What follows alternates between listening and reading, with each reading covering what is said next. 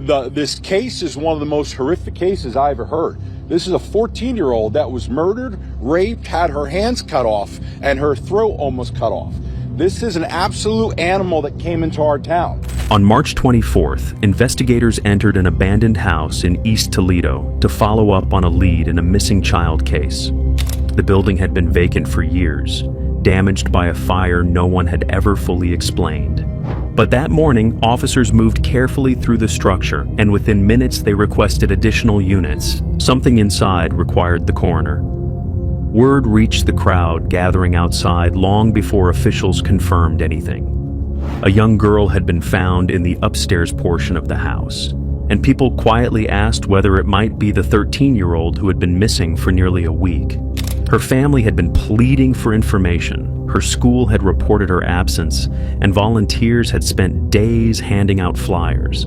And the last person who publicly said he saw her last, her father, was no longer in Toledo. He had been on television earlier that week describing himself as a worried parent, but by the time her body was discovered, police were already searching for him. The questions that followed were straightforward but impossible to ignore. How did a missing child investigation lead officers to an abandoned house? Why were there inconsistencies in the accounts given earlier? And how did the person who appeared on camera asking for help become the focus of a statewide manhunt? This is the case of Kei'Mani Latigue, a case still unfolding, still under investigation, and still raising questions about what happened in the days before she was found. But before we begin, if you find this video interesting, please give it a like at the end and tell me what you think about the case. It really helps the channel. Let me know in the comments where you're watching from. And don't forget to subscribe for more. Thank you. This video is created solely for educational and documentary purposes. It does not endorse, glorify, or condone any of the criminal actions or individuals described in this case. Viewer discretion is advised. Before the search teams walked the streets of Toledo, and before the police put out a statewide alert, Kei'Mani Latigue was simply a 13-year-old girl trying to grow up in a life that had never been straightforward. She was born on March 28, 2011 in Ohio, to Darnell Ogletree Jones and Tiara Caston, and the two were already living separate lives when she came into the world. And her custody was never a clean line that anyone could easily trace.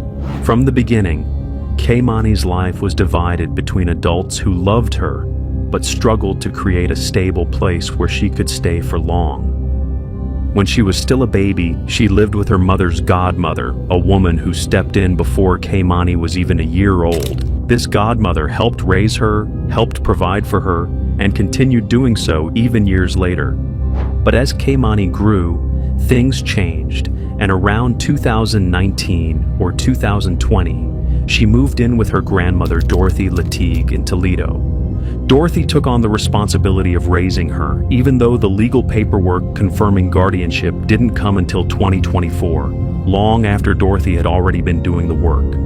Life with Dorothy wasn't perfect, but it was the place Kei'Mani called home. They lived with 2 dogs, and the house was the kind of home where a child learned early what to do when the adults had long shifts and weren't always around when school ended. Dorothy worked demanding hours, so Kei'Mani became what people often call a latchkey kid.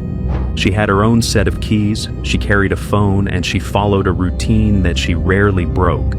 She went straight home after school, checked in, and stayed inside unless she asked for permission to go elsewhere. Even at 13, she carried herself with a sense of responsibility that made adults trust her. At Spring Elementary School, where she was a 7th grader, the staff saw a side of her that didn't always show up at home. Teachers said she was an honor roll student who tried hard in every class, and she was weeks away from receiving a kindness award. She greeted her teacher with a hug every morning, and she shared her breakfast without being asked. She helped other students who didn't understand their assignments, and she did it without making anyone feel embarrassed. People who knew her at school didn't talk about her in vague, polite terms. They said she was warm, thoughtful, and genuinely good. She liked older music, the kind her grandmother played around the house. She loved Ms. Pac-Man, often leaning into the arcade machine with a kind of competitive joy, and she also played basketball and football. When Dorothy had visitors, Kei'Mani naturally drifted toward the younger children, keeping them entertained and laughing. Kei'Mani's 14th birthday was just days away, and she told Dorothy that she wanted a basketball-themed party. She was thinking about decorations and colors and how everything would look, and she had every reason to believe she would be there to celebrate it. But while she was picturing balloons, jerseys, and cake, her life was moving towards something she didn't see coming.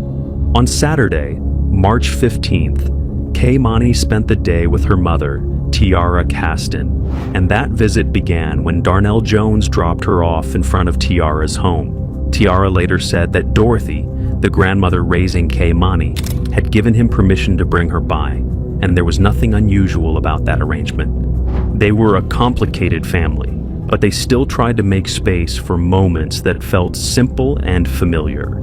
Tiara remembered that day clearly because it had been one of the rare times she had her daughter all to herself, and she described it as a peaceful afternoon filled with laughter, video games, and the kind of closeness she had missed. And after that visit, Kei'Mani went back to Dorothy's house. Sunday, March 16th, began like any other day in their routine, but that night, something happened. Late in the evening, Kei'Mani called her father, and Darnell later told reporters that she sounded frightened. According to him, she said she thought someone was trying to break into the house, and she didn't want to be alone. It was the kind of call no parent ignores, so he said he got in the car, picked up his cousin, and they drove to Dorothy's neighborhood in Toledo to check on her. Darnell's version of the night remained consistent when he spoke on camera. He said he and his cousin stayed with Kei'Mani till about 12:30 in the morning, believing she was calm enough to handle the night, especially since she was used to being home alone when Dorothy worked long shifts. That was the story he told the media, the police, and anyone who asked where he had been. But phone records later added details that didn't fit neatly into the picture he painted. Kei'Mani's phone showed a call to Darnell at 1:29 a.m., a call he said he missed, and after that, she called his girlfriend several more times.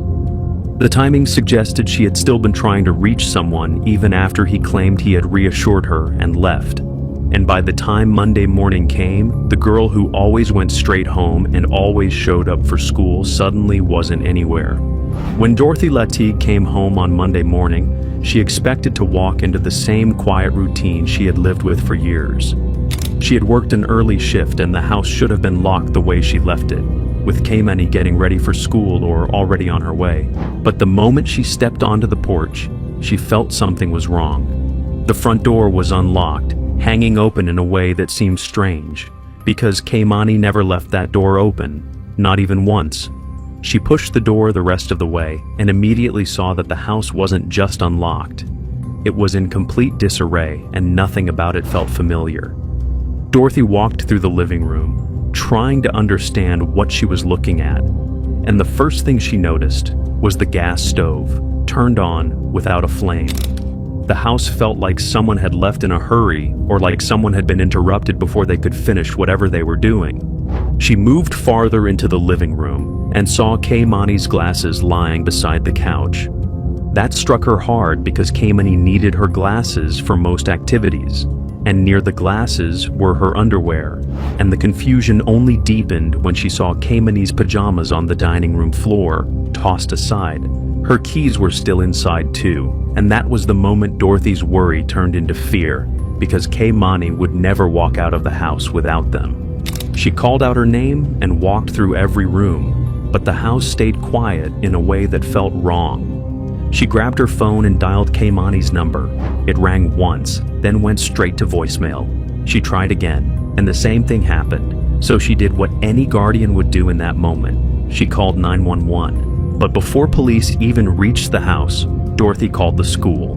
The secretary checked the attendance records and told her that Kei'Mani had never arrived that morning, which was very unusual because Kei'Mani always showed up. When officers arrived, Dorothy filed the report, and that made it official. Kei'Mani Latigue was a missing child. Her information went out to patrol units, to surrounding jurisdictions, and eventually to state databases. The next day, Dorothy stood in front of a television camera and tried to explain the scene she had walked into. She believed that the more people understood about that morning, the more likely they were to recognize that something terrible had already happened. Before the police ever filed a missing person report, Kei'Mani Latigue had already tried to tell the adults around her that something in her life wasn't right, and her school happened to be one of the only places where she felt comfortable enough to speak. Kei'Mani told her teachers that she didn't feel safe at home, and this wasn't the kind of claim a teacher takes lightly, especially when it comes from a child who rarely complained about anything. Her teacher, Karen Harabedian, noticed more than words. She saw the way Kei'Mani held herself at the end of the school day, and she saw the fear that would show up in her eyes when it was time to pack up. Karen saw too, and she couldn't dismiss them as normal childhood scrapes because they didn't match the way Kei'Mani played or the way she carried herself at school. Because teachers in Ohio are mandatory reporters, Karen called Lucas County Children's Services, also known as LCCS, more than once, and she wasn't the only one. Other staff members called too, including the school bus driver, who had seen enough to be worried. Their reports weren't vague. They were specific concerns about a child who was showing signs of fear and possible harm. There were other concerns as well. During one of the CPS assessments, Dorothy said that she sometimes used physical discipline and that admission should have mattered. But when CPS spoke to Kei'Mani alone, she told them she felt safe at home with Dorothy. Children often minimize what they experience, especially when they don't know what will happen if they tell the whole truth. So, the caseworkers noted the conflicting information, and they documented the visit, and then they moved on. And even outside the official interviews, there were more signs. One of Kei'Mani's classmates remembered her coming to school with on her arms and saying that she and her grandmother had been fighting. To another child, that might have sounded like a normal household argument, but adults knew better. Fear and repeated comments about not feeling safe should have been enough to trigger intervention. But the system didn't move quickly, and the pattern kept building. LCCS later confirmed that they had received at least 3 separate reports about Kei'Mani, one in December 2023 and 2 more in March 2024. And when they reviewed the situation, they concluded that there wasn't enough evidence to remove her from the home. Instead, they gave Dorothy guidance about appropriate discipline and closed the case.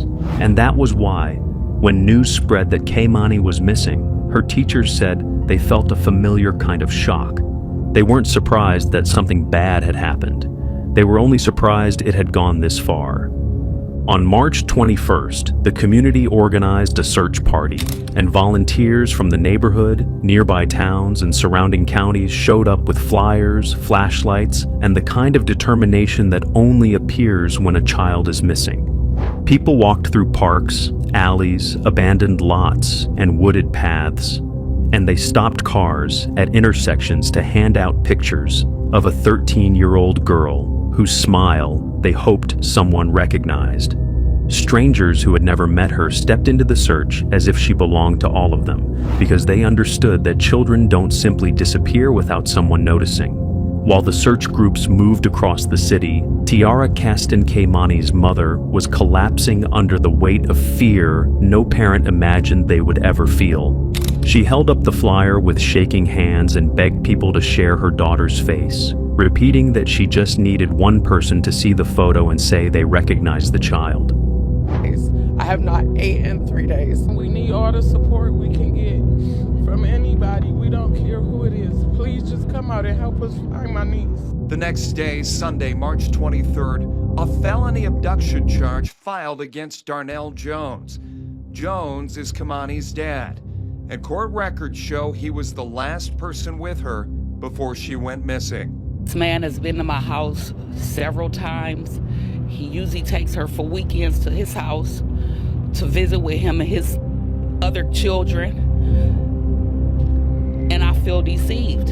Like, you played for so long in my face, like you was her dad, like you really had her best interests at heart. But where is she? If my baby don't make it home, I will never be okay again. And I hate to say that because I have other kids. From the beginning, law enforcement did not treat this as a runaway case because nothing about the scene supported that possibility.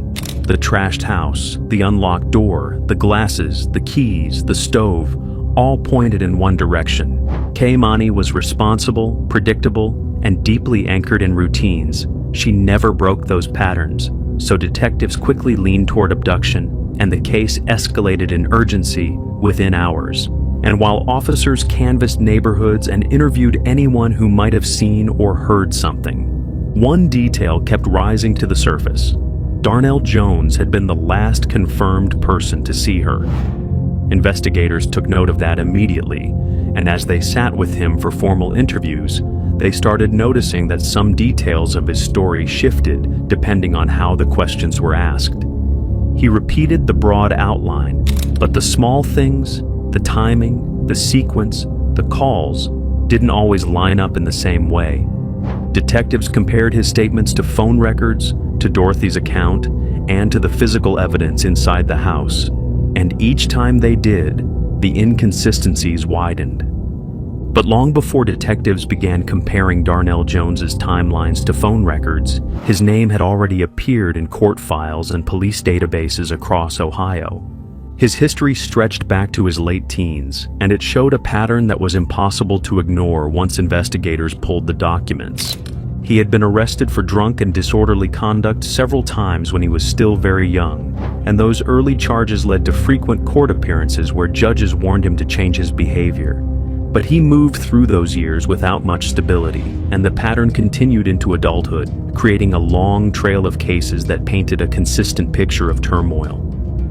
One of the most significant early turning points was an arson case where he was accused of setting fire to a building. Instead of going to trial, he entered an Alford plea to attempted arson, which allowed him to maintain his claim of innocence, while acknowledging that the evidence against him was strong enough for a conviction. As part of his supervision, the court required him to attend treatment, keep a job, and work toward earning his GED. And for a while, he appeared to follow those conditions. But that period of compliance didn't last. By 2015, Darnell had become tied to more serious violence. According to police records, he fired a gun at a man at the Greenbelt Place apartments, then fled the scene before officers arrived. When he was eventually arrested, the court placed him under community control, but he violated those conditions several times. Each violation added new layers of supervision, extensions, and warnings, yet the behavior never shifted for long, and the cycle repeated itself again and again. There was also the incident where he struck a man with an alternator during an argument. It was so severe the victim required medical treatment, and Darnell was charged with felonious assault, a charge that carried serious consequences, even with a plea. He received probation and conditions he was expected to follow, but the violations continued, and his record accumulated more drunk and disorderly charges alongside the existing assault cases. The combination of alcohol, anger, and impulsive decisions kept showing up in his files, each incident reinforcing the same underlying pattern. His history also included DV, particularly a case involving his wife Antonia in 2019. Police reports documented an argument where he became physically aggressive, and neighbors later told officers they heard objects being thrown and saw him toss a television set off a balcony during the dispute. He eventually pled guilty to domestic violence, yet even with that conviction, the pattern didn't break. Each case added to the concerns surrounding his temper, especially when alcohol was involved. On top of those incidents were several cases tied to weapons, even though he was legally barred from owning firearms as a convicted felon. At one point, he was shot in the chest during a trespassing dispute, and instead of stepping away from dangerous situations, he was later found by police in a daycare parking lot, intoxicated and holding a gun. That arrest led to weapons charges and a plea agreement that sent him to prison for a year. When he finished his sentence, he entered post-release supervision, but the concerns about access to guns and volatile behavior were never fully resolved. Across the years, the pattern stayed remarkably consistent. Court documents described a man who struggled with intoxication, reacted with violence when angry, and repeatedly placed himself in situations that involved weapons, even when he was legally prohibited from having them. And as investigators reviewed those records during the search for Kei'Mani, they realized that this long history had never been part of any child welfare discussion involving her. While the search for Kei'Mani intensified across Toledo, Darnell had been spending most of his time at a small house on Willard Street, where he lived on and off with his girlfriend Nina Turner and their young child. Nina had been noticing small changes in his behavior long before police considered him a suspect, and those changes lingered in her mind in ways she couldn't ignore. After the incident happened, he had told her to turn off the security camera at her apartment, but she didn't comply. She also noticed the way he avoided eye contact when she asked what was going on. Something else unsettled her. A family member mentioned seeing Darnell slip something beneath the basement staircase, and one afternoon, when Darnell wasn't home, Nina went to the basement and opened the small closet under the stairs. Inside, she found muddy work boots and a rolled-up rubber cargo mat, the kind used to protect the back seat of a car when the seats are folded down. She knew immediately that something was wrong because he hadn't been working, and he never used those boots for anything not recently, not for months. So the mud on them didn't make sense, and neither did the way he had tried to hide them. Then she made the decision to call the detectives who had been canvassing neighborhoods and asked them to come to the house. When they arrived, she handed over the boots and the cargo mat without hesitation. Later, when Darnell returned and realized the items were gone, he didn't confront her or demand an explanation. Instead, he simply left the house and never came back. The thing about it is because before they even showed up, he asked me to turn my cameras off. I have cameras in my house, and he asked me to turn them off. And I was like, why would you want me to turn the cameras off? He said, because I didn't come home till 5 o'clock that morning. And he didn't want them to suspect anything because he didn't show up till 5. And I'm like, well, thinking in my head, I'm like, well, if you don't have anything to hide, then why should I turn the cameras off? And I didn't, but he thought I did. She and Jones have a 2-year-old daughter together. She says she was in the room when Jones tried to hide evidence connected to the case in her house. After the police took us downtown and questioned us, I came back home before he did, and my family that was here informed me that he hid something under my stairs in my basement. So I called the detectives, and they came and did a search warrant and grabbed it. And once he noticed those were gone, that was the last time I seen him. Police executed a search warrant. What did he hide under your stairs? It was like a mat for the back of your truck, not a pickup, but SUV. You know, when you lay your seats down and you put that rubber mat in there to protect the back of your seats in case you're hauling something. That's what he rolled up and put in my basement. And his work boots, which were caked with mud. I never seen him put it under there, but I wasn't about to hold no evidence for him or none of that. He must have thought that. Jones went on the run to Columbus, where he used to live. After the search warrant and he disappeared, we left the house because I was scared that he might come back and harm one of us. That silence frightened her more than any argument could have, so she packed what she could, gathered her daughter, and moved to a different location because she didn't know what he might do once he realized she had spoken to investigators. Days later, after she settled into her new home, he called her from a number traced back to Columbus, and she gave that information to the police too, because she understood that withholding details was no longer an option. However, on March 24th, a building that had been standing on Chase Street long after it should have disappeared from the neighborhood became the center of everything. People in East Toledo had complained about it for almost 2 years because it felt like a place where trouble lingered. A fire had torn through its second floor back in May 2022, and firefighters never figured out what caused it, so the city marked the structure as unsafe and left a notice saying it was a public nuisance that needed to be demolished. In the early hours of the day, investigators lined the road and neighbors stepped outside one by one when they saw police tape, lights, and officers gathering near the front porch. and the longer the investigators stayed inside, the more residents walked toward the house, hoping for answers, but fearing what those answers might be. Tiara was among them, and she stood in the crowd with her hands shaking because no one would tell her anything. I don't know if it's my baby, they still not telling me nothing. It takes nothing, it's nothing to take a picture. It's nothing to, you know what I'm saying, let me know when the coroner's bringing her out so I can see if that's indeed my baby. Y'all not saying nothing. And y'all can tell if it's a grown woman or if it's a little kid. My daughter tall, but she still has the body of a child. You know the difference. They're not telling me nothing. They ain't told me nothing. Not a word. Then they talking about it might be days before I be able to see, before I be able to identify my child. Like, no.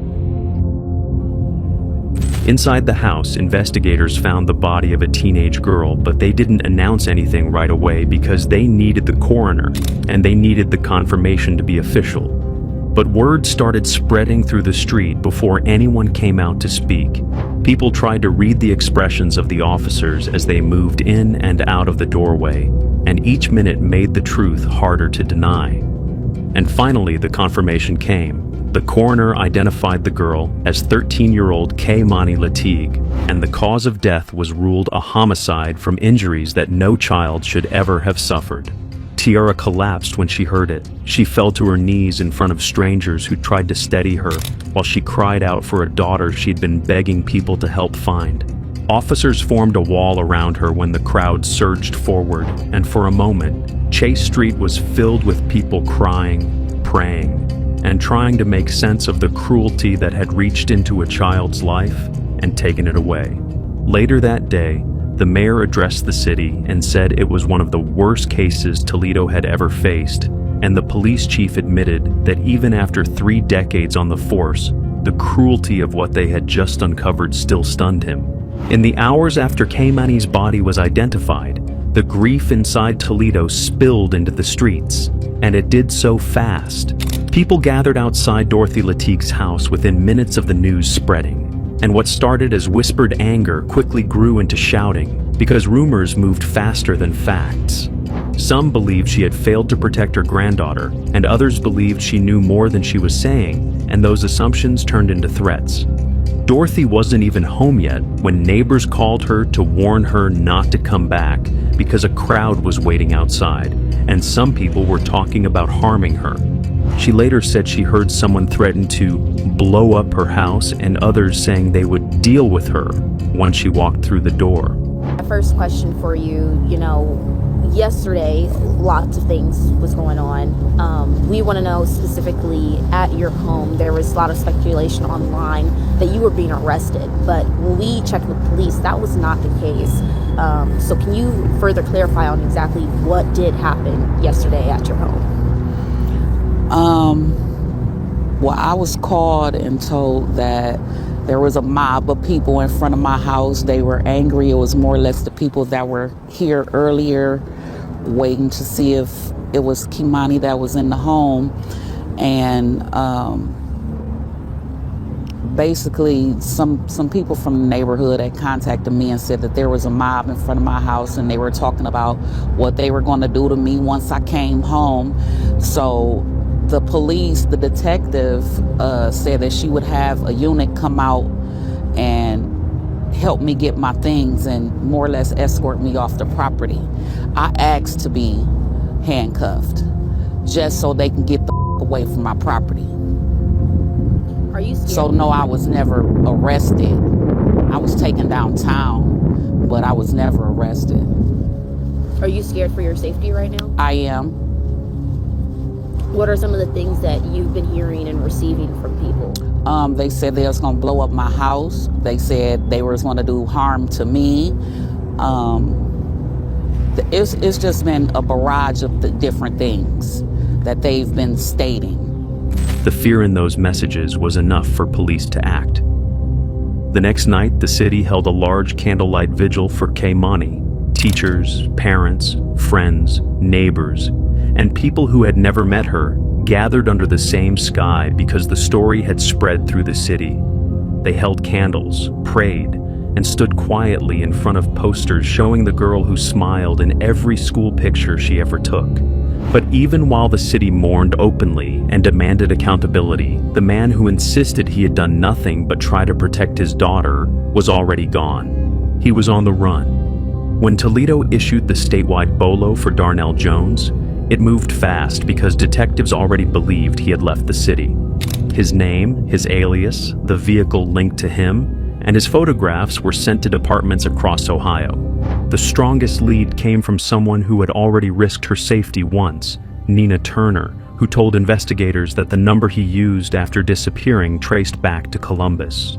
So the search shifted 2 hours south, and officers there started watching for movement around places connected to that phone. The break came when a vehicle tied to him was spotted, and SWAT units closed in before he had the chance to slip away again. When they found him, he was outside, and it was clear he had tried to change his appearance because his hair had been shaved close to the scalp. And instead of panic or surprise, officers saw something else. He looked calm in a way that didn't match the chaos surrounding the case. The team kept their distance as they moved into position because one wrong move could shift everything. They ordered him again to put his hands up, and he answered by telling them to just kill him over and over, as if he had already made his peace with whatever happened next. And even then, he kept one hand buried inside his pocket, which forced the officers to repeat their commands as they watched his shoulders tense, just enough to signal movement. Then he pulled out a gun. The standoff ended in seconds, shots rang out, and when they struck him, he fell, but continued insisting he didn't want to live anymore. What's your hands? Kill me. Dude, show me your fucking hands right now. Pull your fucking hand out of your... I swear to God, pull your... Shots fired. Shots fired. There for the second. Get ready, don't fucking move. Don't move. Alright, suspect's down. All you guys are okay. Don't move. He's got 33 right there. 33 in his hand. No, it's a walkie-talkie, but there are 33s right here. Don't you move or you're gonna get shot, okay? All right? Got it. Yep. That's him. Somebody get out. Somebody get on the main air. Get us some medics. I'm working on it. All right, on your belly. All right. I got cuffs. There you go. Thank you, brother. We'll get you help, okay? I just want to die, bro. No, I know, but we can't allow that. Okay. I don't want to live. Get us some pressure. Secure this scene. Okay, I'm radio. All right, fire. I'm in the car. He did too. All right. You did? I did not. Okay. He did. Okay. You good? All right. You good? All right. I know. All right. Listen to me. Listen, I gotta roll you off. I gotta get you up on your side, okay? I gotta get you up on your side. I got you. All right. Where you hit at, bro? I don't know. All in my leg.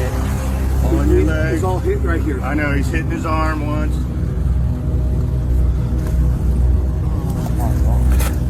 Need a medic here now. Where's that? He was transported to Wexner Medical Center in Columbus, guarded, stabilized, and prepared for surgery. And while doctors worked on him, prosecutors updated the list of charges he now faced. He was already wanted for abduction, and now investigators had linked him to the murder of his 13-year-old daughter. Additional charges followed from the confrontation itself. After Kei'Mani's death, the spotlight didn't stay on the suspect alone. It widened and turned toward Lucas County Children's Services, and residents treated the agency not as a side note in the tragedy, but as a central figure that now had to answer hard questions. And people who had followed Kei'Mani's story from the moment she disappeared wanted to understand how so many warnings had been filed without any significant action taken. LCCS confirmed that they had received multiple reports about Kei'Mani over the previous months, including concerns about discipline and emotional safety. Yet none of those calls led to her being removed or placed in temporary care.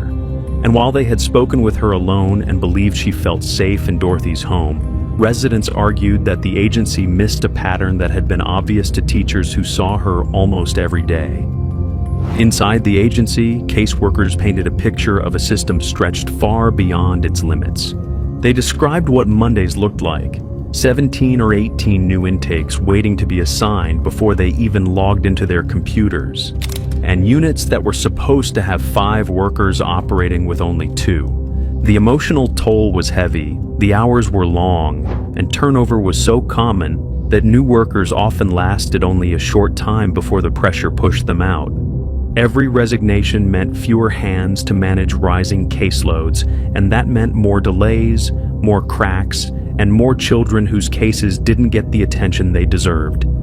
Some professionals argued that the very structure of the hiring process was partly to blame. Audrey Haroon, who managed a youth group home, said the agency's requirement that caseworkers hold bachelor's degrees in social work or related fields shut out people who had lived through foster care or child welfare themselves and who might have recognized danger signs more quickly. She believed that some of the best potential caseworkers were being filtered out before they could even apply, because they didn't meet a credential requirement that didn't always reflect real-world skill.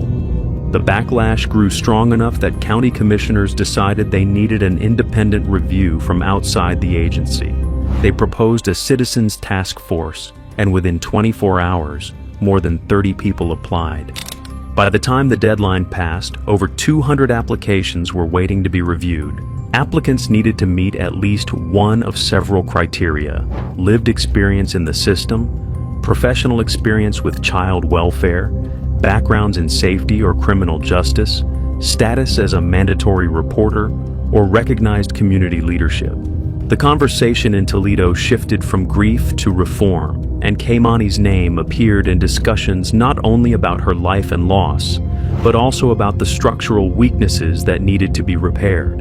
And as painful as that shift was, many believed that if the system finally changed, it would be because the city refused to let her memory disappear into a file.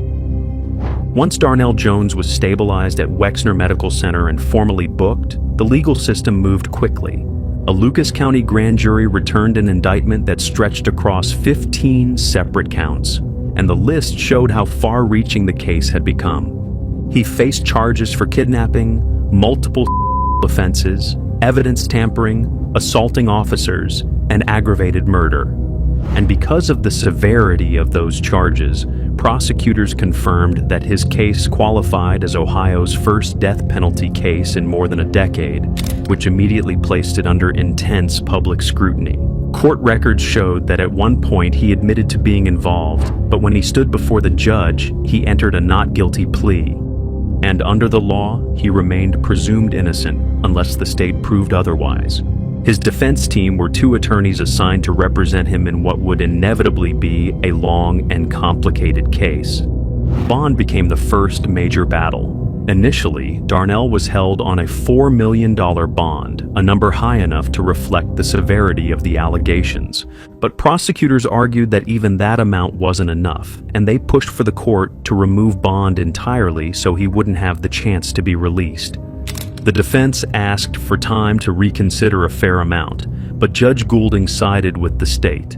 So Darnell remained in custody without bond, which meant he would stay in jail until trial.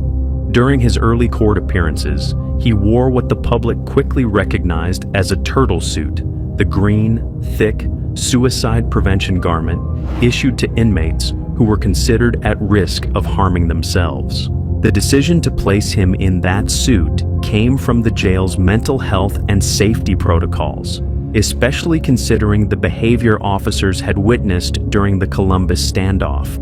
It signaled that the facility was treating him as someone who required close monitoring, not only because of the charges, but because of his emotional state after the arrest.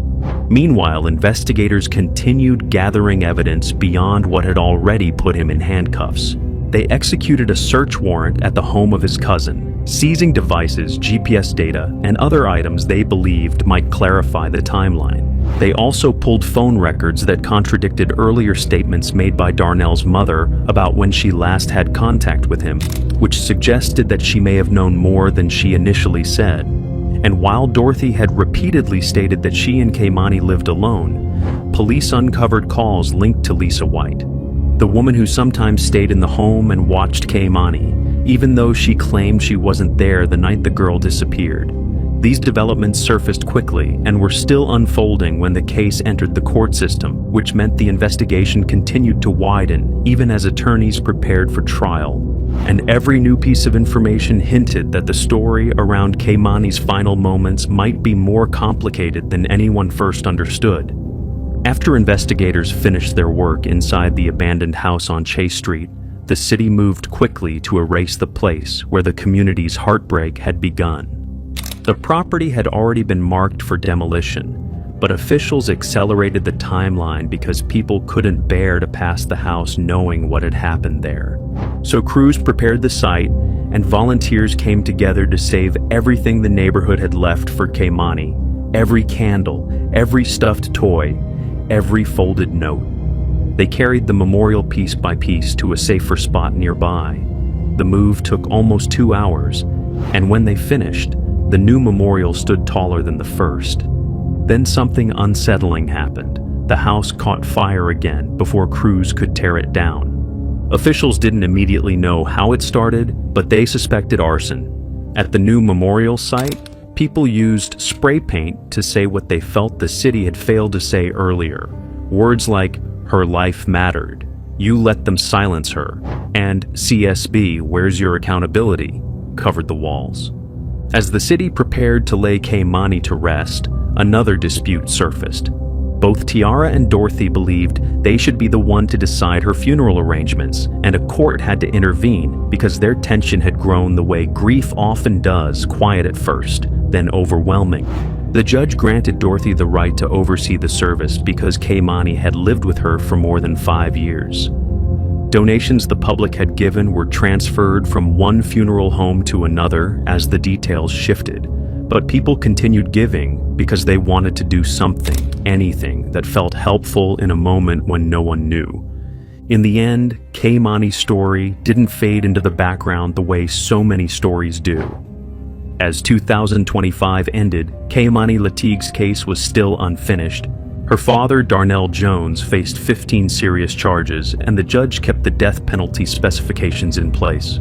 His attorneys signaled they would argue he has a serious mental illness, a claim that could change what the trial looks like when it begins in 2026. For now, he remains held without bond, and the legal process continues to move slowly through motions, hearings, and evaluations.